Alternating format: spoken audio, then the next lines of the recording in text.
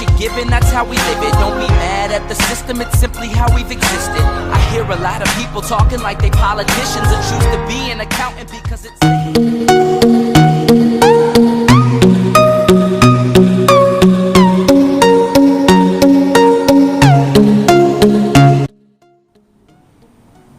Good morning, boys.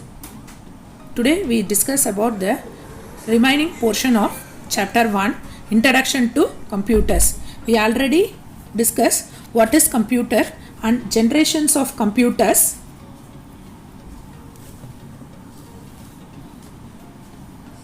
Data, information. What about data? Data is a unprocessed raw fact, collection of raw fact. And information is a collection of fact from which conclusion may be drawn. Okay, next today we'll discuss about components of a computer. What are the components of a computer? Computer is not a single device, it is a combination of multiple devices. So what are the parts of computers we discussed? Okay, the computer is the combination of hardware and software. So computer is a combination of hardware and software. What is hardware? Hardware is a physical component. Physically, when seen and touched, which is seen and touched in a computer is called as a hardware. Hardware is the physical component of a computer like motherboard, memory devices, monitor, keyboard, etc. So which are எதெல்லாம் நம்ம பார்க்குறோமோ அந்த டிவைஸ்க்கெல்லாம் பேர் என்ன சொல்லுவோம் அப்படின்னா hardware அப்படின்னு சொல்லுவோம். Next, which cannot be seen, just programs is called as a software. Software is a set of instruction.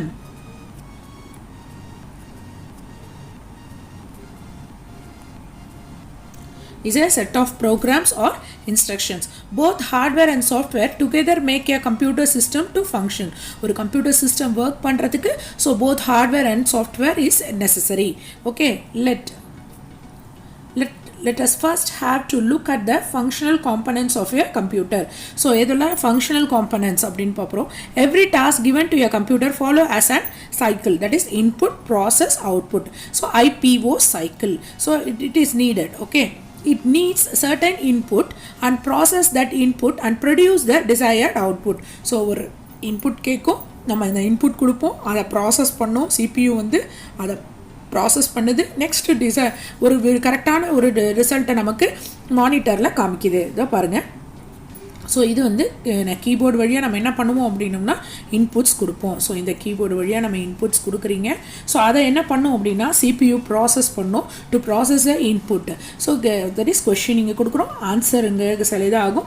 Next நமக்கு மானிட்டரில் என்ன பண்ணுவாங்க அப்படின்னா வியூ பண்ணுவோம். ஸோ இதுதான் வந்து கம்ப்யூட்டரோட ஒர்க்கு. ஸோ கம்ப்யூட்டரோட ஒர்க் வந்து இதுதான். This is the cycle. The input unit takes the input. The central processing unit does the processing data and output unit produce the output. The memory unit hold the data and instruction during the processing. So in CPU there is also a memory unit. Okay, the memory unit to store the data for future use. நம்மளுக்கு ஃப்யூச்சருக்கு நமக்கு தேவைப்படுன்றதுக்காக store பண்ணி வைக்கிறதுக்கு பேர் தான் memory unit அப்படின்னு சொல்லக்கூடியது. So this is the components of a computer. So எப்படி கம்ப்யூட்டர்ஸோடைய பார்ட்ஸ் எப்படி ஒர்க் ஆகுது அப்படிங்கிறது. So input unit we give the input, that is question, we give the question using keyboard or mouse etc. So give the input unit. So இதுக்கு பேர் என்ன அப்படின்னோம்னா CPU. the whole ப்ராசஸ்க்கு பேர் என்ன அப்படின்னோம்னா CPU.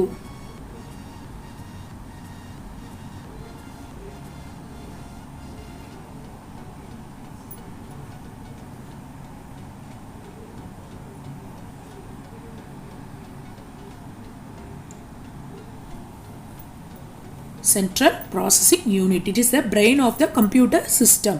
So important, computer important and the CPU தான். Next, CPU can be divided into control unit, ALU, arithmetic logical unit, internal memory, that is memories. Memory can be divided into main memory and secondary memory. So memory வந்து ரெண்டு types இருக்கு, ஒன்று main memory, இன்னொன்று secondary memory. Main memory is a RAM and secondary memory is a hard disk, memory devices, pen drive, etc. CD-ROM, DVD, etc. Okay. Next, output device. Output unit give the result to the user. So output unit, monitor, printer, etc. எப்படி இப்போ ஒரு இது data path and control path how it become works. So computer how it works அப்படிங்கிறத நம்ம பார்க்கலாம். So input யூனிட்டில் நம்ம என்ன பண்ணுவோம் அப்படின்னோம்னா give the input that is ஒரு 2 நம்பர்ஸ் அப்படின்னோம்னா 2 நம்பரை நம்ம கொடுக்குறோம். ஸோ 2 3 அப்படின்னுட்டு. So input unit to get the input and then go to the main memory. So data பார்த்து எப்படி போகும் அப்படின்னா இன்புட் யூனிட்லேருந்து மெயின் மெமரிக்கு போகும். மெயின் மெமரி உடனே என்ன பண்ணும் அப்படின்னு சொன்னால் இன்டர்னல் மெமரியில் போயிட்டு அந்த 2 3 போட்டு ஏஎல்யூ அப்படிங்கிறது அரித்மெட்டிக் லாஜிக் யூனிட் அப்படின்னு சொல்லுவோம். ஸோ இதுதான் வந்து works, arithmetic works, addition, multiplication, subtraction, இந்த மாதிரி அரித்மெட்டிக் ஒர்க்ஸ் எல்லாம் பண்ணக்கூடியது. ஸோ அங்கே கொண்டு போய் என்ன வைக்கும் அப்படின்னா அந்த 2 + இதையோ 2,3ஐயும் ஆட் பண்ண சொல்லியிருப்போம். இங்கே என்ன சொல்லியிருப்போம் அப்படின்னா ஆட் அப்படின்னு இது ரெண்டையும் ஆட் பண்ணிவிட்டு ரிசல்ட் வச்சுருக்கோம். நெக்ஸ்ட் இன்டர்னல் மெமரியில் அந்த ரிசல்ட் வந்து மெயின் மெமரிக்கு அந்த ரிசல்ட் 5ங்கிறது ஸ்டோர் ஆகிட்டு செகண்டரி மெமரியில் வந்துட்டு நமக்கு அவுட்புட் எங்கே வந்துடுது அப்படின்னா மானிட்டரில் நமக்கு காமிக்குது. ஸோ இது data path. And next control path அப்படின்னம்னா கண்ட்ரோல் பாத் எங்கேருந்து வரும்னா control unit controls the all parts of the computer. கம்ப்யூட்டரோட எல்லா பார்ட்ஸையும் கண்ட்ரோல் பண்ணுறதுக்கு பேர் தான் கண்ட்ரோல் யூனிட் அப்படின்னு சொல்லுவோம். So control unit gives the messages to input. So input யூனிட்டுக்கு போயிட்டு இது மாதிரி ஒரு இதை வாங்குங்க அப்படிங்கிறத கண்ட்ரோல் யூனிட் சொல்லும். நெக்ஸ்ட் என்ன பண்ணோம் அப்படின்னா கண்ட்ரோல் யூனிட்லேருந்து இன்டர்னல் மெமரிக்கு ஒரு மெசேஜ் வரும், இந்த மாதிரி வந்திருக்கு அதை போய் வாங்கு. நெக்ஸ்ட் கண்ட்ரோல் யூனிட்லேருந்து மெயின் மெமரிக்கு ஒரு மெசேஜ் வரும், இந்த நம்பர்ஸை வாங்கி ஸ்டோர் பண்ணு. நெக்ஸ்ட் மெயின் மெமரி என்ன பண்ணோம் அப்படின்னோம்னா அதனுடைய ஏஎல்யூக்கு கொண்டு போய் அந்த மெசேஜை கொடுக்கும். நெக்ஸ்ட் அதுக்கப்புறம் மெயின் மெமரியிலேருந்து வரக்கூடிய ரிசல்ட்டை கொண்டு போய் எங்கே போடுங்க, அவுட்புட்டில் போடுங்க அப்படிங்கிறத நமக்கு சொல்லும். சரிங்களா? ஸோ இதுதான் வந்து பார்த்திங்க அப்படின்னோம்னா the components, the working principles of a computer. Okay, first one, input unit. Input unit is used to feed any form of data to the computer which can be stored in the memory unit for further processing. Example, keyboard and mouse. Keyboard, mouse na input unit. Next, central processing unit. Na sonna illaya CPU. CPU is the major component which interprets and executes software instructions. It also controls the operation of all other components such as memory, input and output units. It accepts binary data as input, process the according to the instructions and provide the result as a output. CPU has the 3 main components which control unit, arithmetic logic unit and memory unit. CPU ல எத்தனை components இருக்கு? 3 components. ஒன்று arithmetic unit, control unit and memory unit. So இது important. இது ஒரு 2 marksல கேட்பாங்க, mark பண்ணிக்கோங்க boys. The CPU has 3 components which are control unit, arithmetic and logic unit and memory unit. Next, arithmetic logic unit. ALU is a part of a CPU where various computing functions are performed on data. The ALU performs arithmetic operations such as addition, subtraction, multiplication, division and logical operations. The result of an operation is stored in internal memory of CPU. The logical operations of ALU promote the decision making ability of a computer.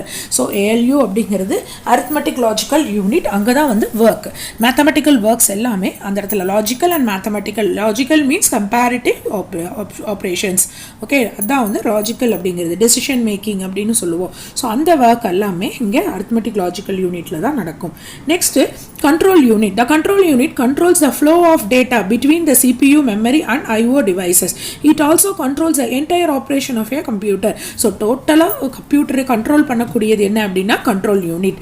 Next, output unit. As an output unit is any hardware component that conveys the information to user in an understandable form.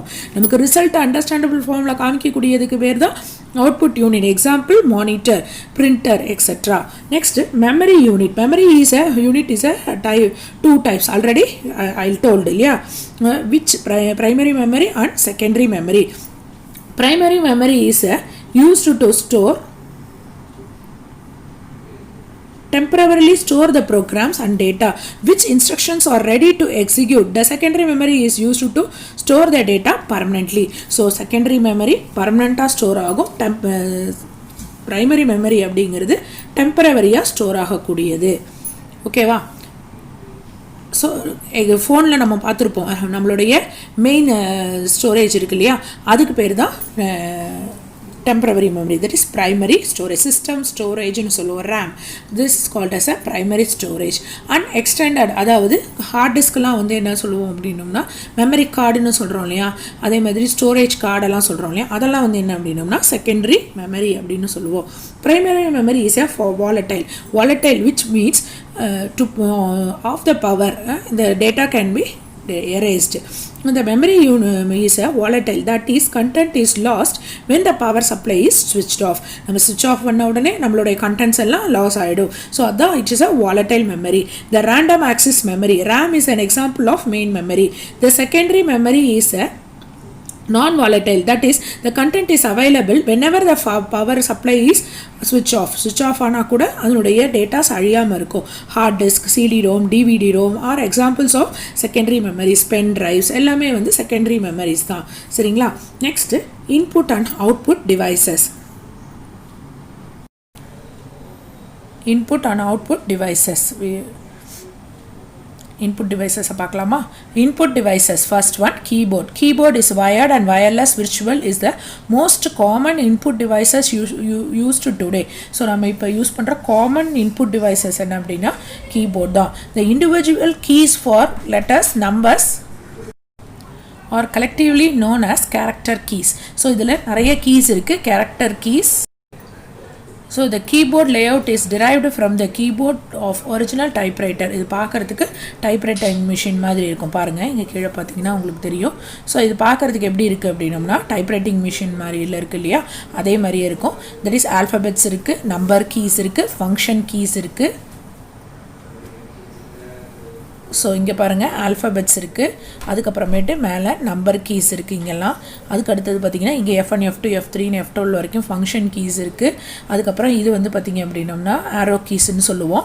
இது வந்து number pad, numeric pad keys. இதெல்லாம் இதுலேயே பார்த்திங்க அப்படின்னோம்னா delete key இருக்கும், backspace key இருக்குது, home, space bar key இருக்குது, control key இருக்குது, ஆல்ட் கீ இருக்குது, விண்டோஸ் கீ இருக்குது. இது வந்து என்டர் கீ, இங்கே ஒரு என்டர், இங்கே ஒரு என்டர் இருக்கும். எஸ்கேப் கீ அப்படிங்கிறது இருக்குது. ஸோ இது பாருங்கள் எஸ்கேப் கீ இருக்குது. ஸோ பார்த்திங்க அப்படின்னா ஸ்பெஷல் கேரக்டர்ஸ் எல்லாமே கீஸுமே பார்த்திங்க அப்படின்னம்னா கீபோர்டில் இருக்கும். இது லுக் லைக் எ டைப்ரைட்டிங் மிஷினில் இருக்க மாதிரியான கீஸ் இருக்குது. ஸோ மாடிஃபையர் பாருங்கள், system keys, editing keys, function keys, navigation keys, numeric pad, lock keys எல்லாமே இருக்கும். நெக்ஸ்ட்டு மவுஸ் அப்படின்னு சொல்லக்கூடியது. Mouse wired or wireless is a pointing device used to control the mouse pointer இல்லையா. நம்ம ஸ்க்ரீனில் இருக்கக்கூடிய பாயிண்டரை கண்ட்ரோல் பண்ணுறதுக்கு மவுஸ் அப்படிங்கிறது நமக்கு யூஸ் ஆகுது.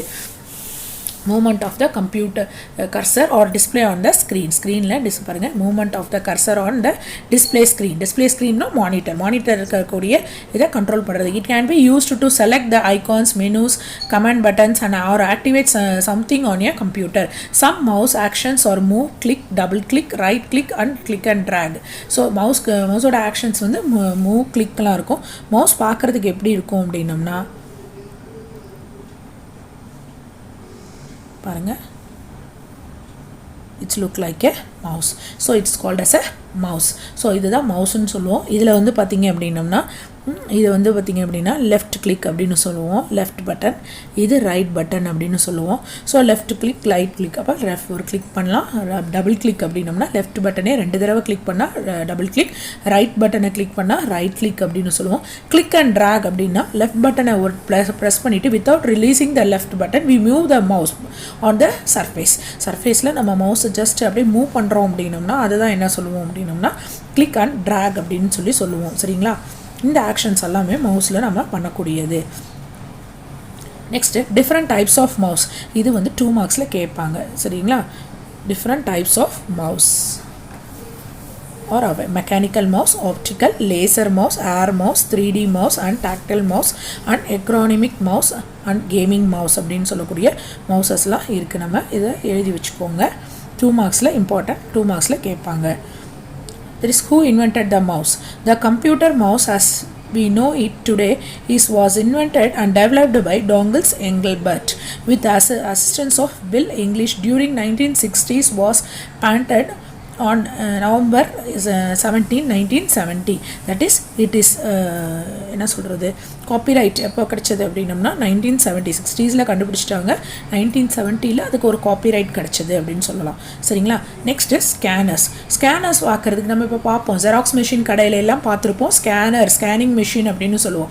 ஜஸ்ட் நம்மளோட பேப்பரில் இருக்கக்கூடிய ஃபார்மேட் அப்படியே ஸ்கேன் பண்ணி சிஸ்டமில் டிஜிட்டல் ஃபார்மேட், அனலாக் ஃபார்மேட் அப்படியே டிஜிட்டல் ஃபார்மேட்டாக ஸ்டோர் பண்ணுறதுக்கு யூஸ் பண்ணக்கூடியது scanners. Photos, any important letters எல்லாமே நம்ம மெயில் எல்லாமே வந்து என்ன பண்ணிக்கலாம், certificates எல்லாமே ஸ்கேன் பண்ணி வச்சுக்கலாம். Scanners are used to enter the information directly to the computer's memory. This device works like a Xerox machine. நான் சொன்னேன் இல்லையா, the scanner converts any type of printed or written information including photographs into digital format which can be manipulated by the computer. Next, fingerprint scanner. இப்போ நம்ம நிறைய கடைகளில் பார்க்குறோம். சரிங்களா? நம்ம ஸ்கூலில் கூட பார்த்தீங்கன்னா ஃபிங்கர் பிரிண்ட் ஸ்கேனர் நம்ம யூஸ் பண்ணுறோம். So finger print scanner is a finger print recognition device used for a computer security equipped with a fingerprint recognition feature as a biometric technology. So it is a biometric technology அப்படின்னு சொல்லுவோம் finger print scanner அப்படிங்கிறது. So இது வந்து பார்த்திங்க அப்படின்னா இப்போ நம்ம ஃபோனில் கூட வச்சுருக்கோம். ஃபிங்கர் பிரிண்ட்டை வச்சு லாக் பண்ணிக்கிறோம் இல்லையா? It is a security purpose. So வேறு யாரும் அன்வான்டாக நம்மளதை use பண்ணக்கூடாதுங்கிறதுக்காக. Fingerprint reader scanner is very safe and convenient device for security instead of using passwords which is vulnerable to fraud and is hard to remember. So நம்ம இதெல்லாம் பாஸ்வேர்டெலாம் நம்ம suppose நம்ம மறந்து போயிடலாம், அல்லது இதை வந்து பாஸ்வேர்டெல்லாம் நம்ம டைப் பண்ணும் பொழுது என்ன ஆகலாம், இன்னொருத்தர் கண்டுபிடிக்கிறதுக்கான வாய்ப்புகள் நிறையா இருக்குது. ஸோ அதுக்கு தான் இந்த மாதிரியான ஃபிங்கர் பிரிண்ட்ஸ் எல்லாம் யூஸ் பண்ணுறோம். ஃபோன்லேயே நம்ம என்ன பண்ணுவோம் அப்படின்னா ஃபிங்கர் பிரிண்ட்ஸ் ஓப்பன் வச்சுருப்போம் இல்லைங்களா? ஸோ அது நம்ம ஈஸி, அதை வந்து யாருமே என்ன பண்ண முடியாதுன்னா டூப்ளிகேட் பண்ணவே முடியாது. Next tracker ball is similar to the upside down design of the mouse. The user moves the ball directly while the device itself remains stationary. The user spins the ball in various directions to navigate the screen movements. So tracker பால்ங்கிறது மவுஸோட பின்னாடி அப்படியே மவுஸுக்கு பார்த்திங்க அப்படின்னம்னா கீழே பால் ஒன்று இருந்தது. இப்போ இது ட்ராக்கர் பாலுங்கிறது அப்படியே என்ன இருக்குன்னா தலைகீழாக இருக்க மாதிரி இருக்கும். மவுஸோட டிசைனை தலைகீழாக பண்ணின மாதிரி இருக்கும். அந்த பாலை நம்ம மூவ் பண்ணுவோம். இது வந்து கேமிங்காக நம்ம யூஸ் பண்ணக்கூடியது தான் இந்த ட்ராக்கர் பால் அப்படின்னு சொல்லக்கூடியது. சரிங்களா? Next retinal scanner. we discuss the next class. Okay boys, understood? So today we see components of a computer: input unit, central processing unit, arithmetic and logic unit, control unit, output unit, memory unit. The memory unit is divided into primary memory and secondary memory, and then input and output devices. Input devices பத்தி நம்ம பார்த்தோம். first keyboard, mouse, scanner, finger print scanner, tracker ball அப்படிங்கிறது வரைக்கும் பார்த்துருக்கோம். Next retinal scanner அப்படிங்கிறதெல்லாம் next கிளாஸில் பார்த்துறோம். சரிங்களா? ஸோ இதனுடைய டிஸ்கிரிப்ஷன், ஃபஸ்ட் பார்ட்டோட டிஸ்கிரிப்ஷன் லிங்க்கை வந்து நான் டிஸ்கிரிப்ஷன் பாக்ஸில் போடுறேன் பாய்ஸ். நீங்கள் அதை பார்த்துக்கோங்க. சப்போஸ் அது மறந்துருச்சு, அது பார்த்தது ஞாபகம் இல்லை அப்படிங்கிற மாதிரி இருந்துச்சுன்னா நீங்கள் அதை நான் டிஸ்கிரிப்ஷன் பாக்ஸில் போடுறேன், பாருங்கள். ஓகேவா? Thank you boys.